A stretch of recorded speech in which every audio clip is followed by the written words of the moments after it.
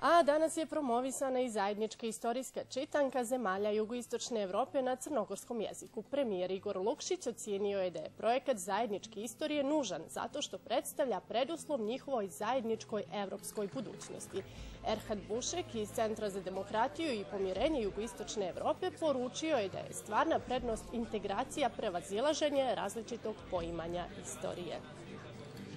Mi ovdje imamo dosta država u regionu, ali raznolikost jezika nije jedina važna stvar, već i raznolikost koja proizlazi iz istorije. Mislim da je veoma bitno da idemo u dva pravca, da prihvatimo tu raznolikost, ali također da idemo u pravcu ka jednakosti, ka zajedničkom razumijevanju.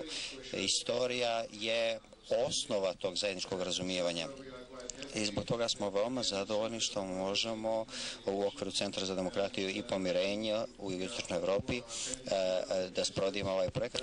Dakle, ove istorijske čitanke u većini nismo željeli da to bude neka noćna mora, jer su, ako pogledate mape, istorijske mape u tim udžbenicima, to ponekad često liči na karikature u nekim istorijskim čitankama. To je jedna stvar ovog projekta. A druga stvar je uloga Evropske unije u svemu ovome. Prava prednost procesa integracija jeste upravo da se prevaziđu te različite percepcije istorije.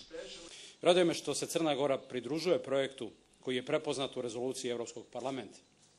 Projektu koji uključuje više hiljada nastavnika, koji omogućava da se u porodici čitanki na engleskom, albanskom, bosanskom, hrvatskom, grčkom, makedonskom, srpskom i turskom nađe i crnogorskom. Istorija kao i društvo postaje sve inkluzivnija, demokratskija, globalizovanija. Razumijevanjem istorije postajemo svjesni šta treba izbjeći, šta treba poboljšati. Svako od nas je dio istorijskog trenutka u kojem živi i upravo nam istorijska iskustva omogućavaju da vršimo promjene neophodne da ovaj svijet učinimo boljim.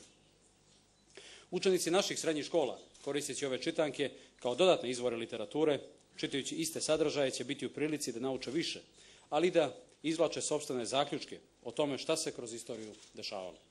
Naše djeca su svjedoci velikog istorijskog pregnuća Crne Gore, ali onda također moraju znati i zašto i kako se Crna Gora dogodila. Svjedoci su viševjekovne borbe za očuvanje i ostvarenje državnosti. Isto tako moraju znati zašto je Crna Gora vrijedna borbe.